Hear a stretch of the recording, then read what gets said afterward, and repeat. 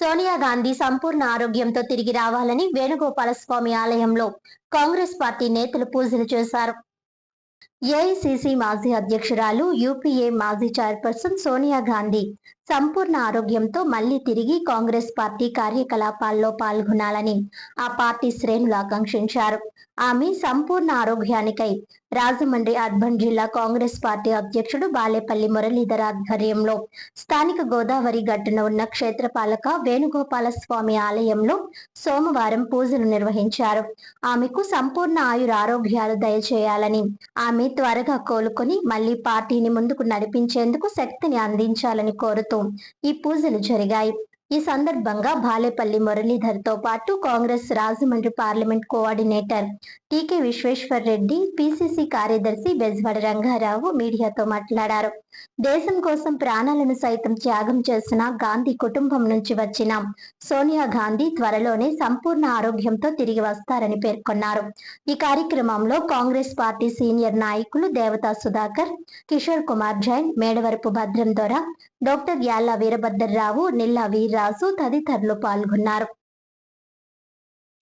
మాజీ ప్రధాని స్వర్గీయ రాజీవ్ గాంధీ గారి యొక్క సతీమణి, 2 సార్లు ప్రధానమంత్రి పదవి అవకాశం వచ్చినప్పటికీ కూడా తృణప్రాయంగా నాకు వద్దు, మన్మోహన్ సింగ్ని చేయండి అని చెప్పి 2 సార్లు ప్రధానమంత్రి పదవి తృణప్రాయంగా తిరస్కరించి మన్మోహన్ సింగ్కి అవకాశం కల్పించినటువంటి త్యాగమూర్తి సోనియా గాంధీ.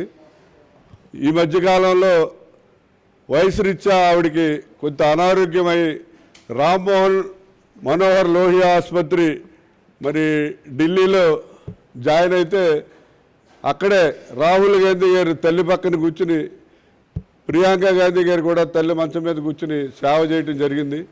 ఆవిడ అనారోగ్యంగా ఉండటం వల్ల మరి కాంగ్రెస్ పార్టీ అందరూ కూడా దేశవ్యాప్తంగా ఎంతో దిగ్భ్రాంతికి లోని అందరూ కూడా చాలా బాధపడటం జరిగింది. ఆరోగ్యం బాగుండాలని ఆవిడ కలకాలం కూడా మరి కాంగ్రెస్ పార్టీకి, ఈ దేశానికి సేవ చేయటం కోసం ఆవిడ అవసరం ఎంతైనా ఉంది.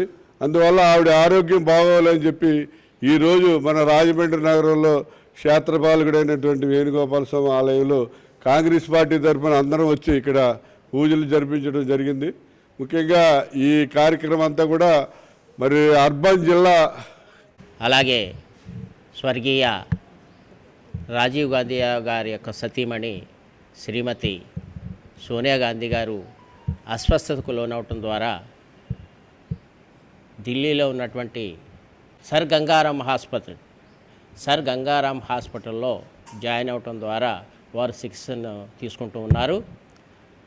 ఈ సందర్భంగా చెప్పేది ఏంటంటే, ఈ దేశం కోసం అనేక ప్రాణత్యాగాలు చేసినటువంటి కుటుంబం ఆ కుటుంబం.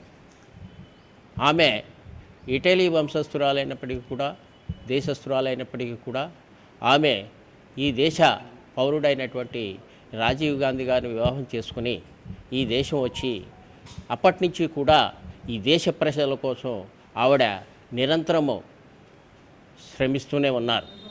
వారు కావాలనుకుంటే యూపీఐ టైంలోనే ఆమె ప్రధాని కాగలదు. కానీ ఈ దేశ ప్రజల శ్రేయస్సు దృష్ట్యా మన్మోహన్ సింగ్ గారిని ప్రధాని చేసి ఆమె యూపీఐ అధ్యక్షురాలుగా అనేకమైనటువంటి సంక్షేమ పథకాల ద్వారా ఈ దేశ అభివృద్ధికి, ఈ దేశ ప్రజల అభివృద్ధికి బాటలు వేసినటువంటి మహనీయురాలు శ్రీమతి సోనియా గాంధీ.